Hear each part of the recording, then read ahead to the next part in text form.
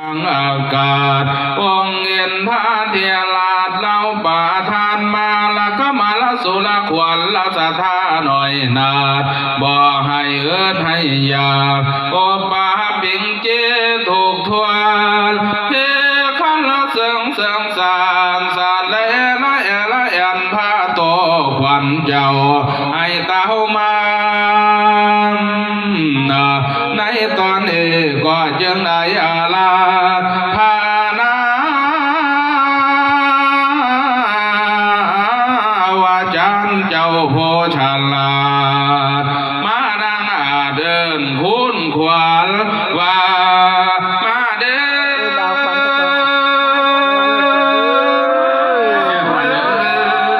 นยาสาน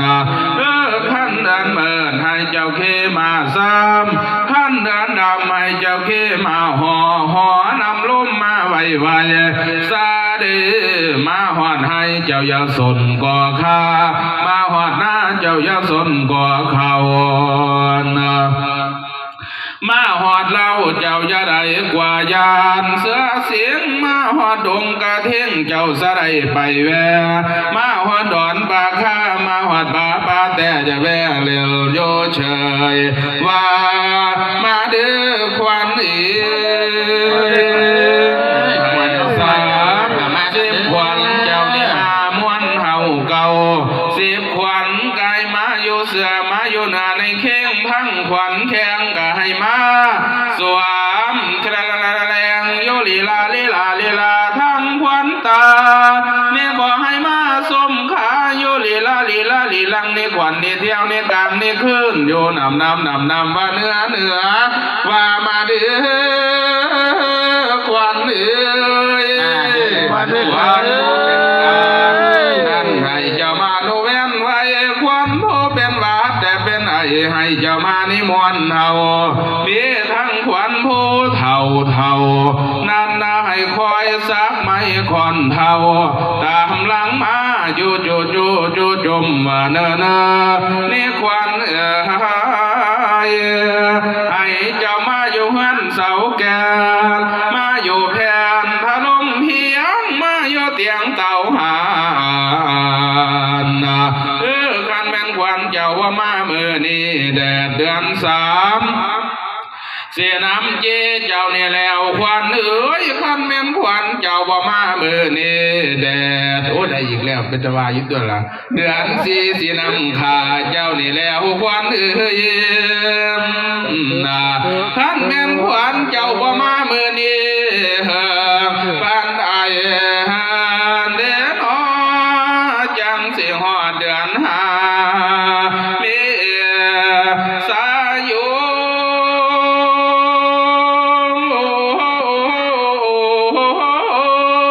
ต้นปีใหม่ฝนตกค่ำป่าใหม่ควันเท้าเอิ้นกันมาหลายๆเด้อบักหลาเด้อให้ตาวมาให้ตาวมา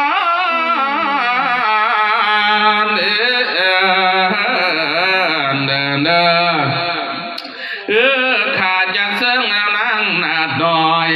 ให้ลงเสียงน้อเอาควันดีขั้นแม่นควันตกน้ำคอยสิคอยลงโฮมจังว่าควันตกตมคอยสิลงไปคันสวิงคำคอยสิไปขึ้นต้นไม้เสียดื้อเถินแม่นจองลูก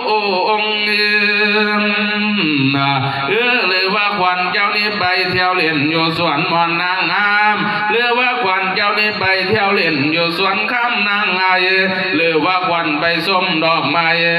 อยู่สวนนาทัวทายานคันแม่นควันศรัทธามาหอดแล้วก็ให้มีอย่าถอยสาเสียสีมันในท่านมันบานงามเขากวงมันในท่านมันบานข้างหมูตอกเทือนมันใน ท่านมันบานเทือนสร้างหงมันในท่านมันบานกุ้งสร้างล้อมมันในท่านมันบานก่อนหินแดงแข็งให้ท่านแทงปานแผ่นหินลาดสูงเดียมมาดเขาสะเมกใหญ่เพียงต่อควันท่านนี่อย่าได้หักใหญ่เพียงหลักควันท่านนี่อย่าได้พออย่าได้มนมันตองอย่าได้มองมันเท่าอย่าได้เท่าเก่าเสียเสียมให้ควรคณะสัทธามาเมื่อนี้ให้มาเขาให้เต้ามาให้เต้ามา